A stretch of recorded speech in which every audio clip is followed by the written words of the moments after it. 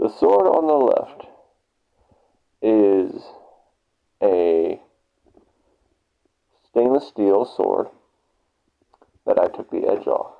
I use basically as a practice sword. The sword on the right is a stainless steel sword that has an edge. Both are made of stainless, but both are high quality. Unlike what the self-proclaimed experts say, stainless steel actually is a good steel to make swords from. You just have to have the right kind, because there's plenty of bad stainless steel blades. And let me brace the tablet up here and show you what I mean. Now, let's see. I'll show you what I can do with each blade. Now, these are stainless blades, mind you. Let's take the one I primarily use for practice. It used to have an edge, which is that one.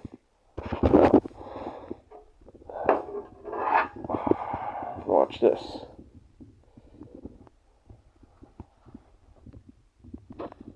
See that? And it's basically still straight. The other side. Watch. See? See? Perfectly straight. Originally, this blade, that's not the original handle. The guard is the same, but the original handle was a rectangle. But I saw that there was promise in the blade, so this was, from here on up, was still a portion of the blade. So I used my belt grinder, ground it down, and then this is basically a junk handle, but it's a functional handle. I basically took a piece of metal tubing, I pounded it flat, put it over, and katana style, I put a peg through there. I made it metal though. And this sword is one, since then, I have used it to, take these blankets off of here. Now, here's what I tested it on. This is back in the day. See all those gouges? Yeah. This brinks safe. This is all the damage that I used that sword to do. Now, I was dumb back in the day. I've become more educated. But yeah, it basically created big gashes in this safe. And put the blankets back there. So, Mr. Shadiversity and Scalagrim, you're wrong. Stainless steel can be made to make a good blade. You just have to do it right. Both these blades were also from Pakistan. And this one, I still have an edge on. And this one, I thought those looked cool back in the day. I got better blades now. This sword is actually 24 karat gold plated, and it's an antique. And this is a dual layered handle shirasaya, so it can actually really be used without the handle cracking on you. Which, I'll set the tablet down.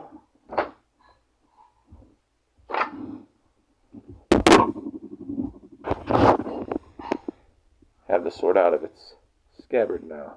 Now this is 1045 high carbon steel. It's a good blade, but it doesn't stand up to torture tests like this does. But I still love it. See that? See that black ring around the edge of the handle? That's not paint. That's another layer that's around the inner layer. That way the shirasaya can be used functionally.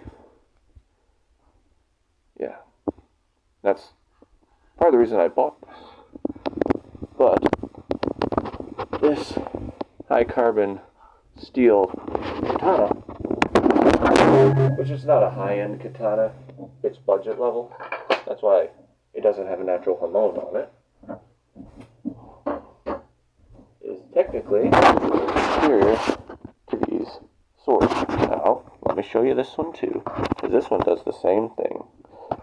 Bend, not breaking, not snapping. See? Now, here's one that wasn't made right. And already, it's not entirely straight. But watch this. See? Wait. Put this down.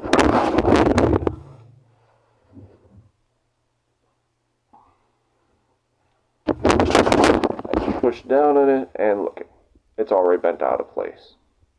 Now this is a low quality stainless blade.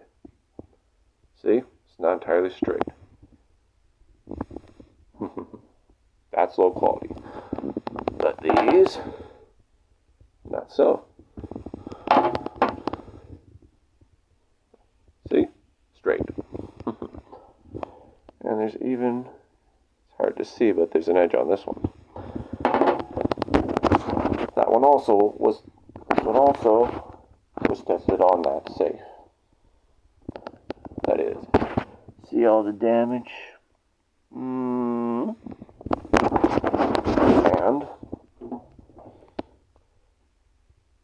the edge isn't entirely straight, but then again, I used to grind down this blade a whole lot before I learned how to really sharpen an edge.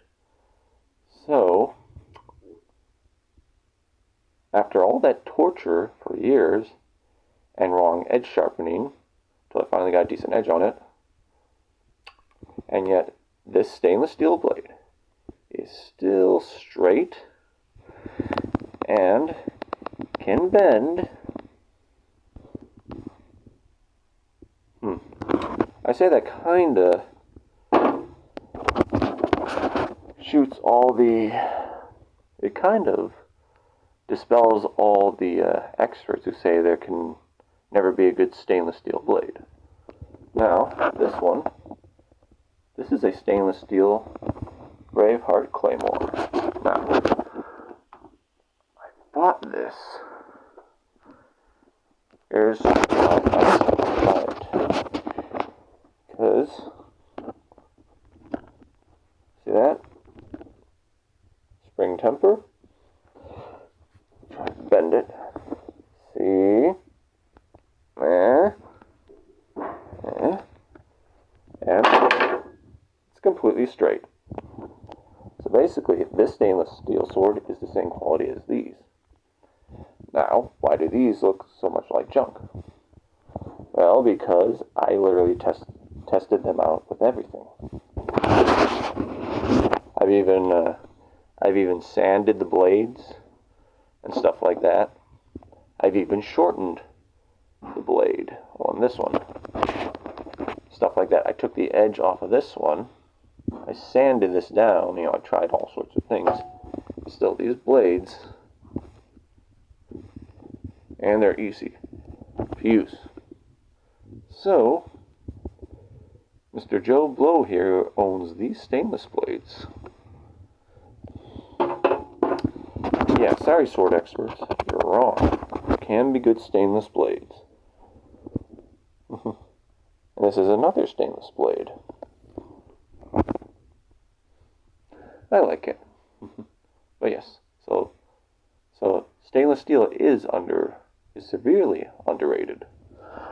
Now there are some bad stainless blades, like this one. See, I tried to do the spring temper test, and it bent it.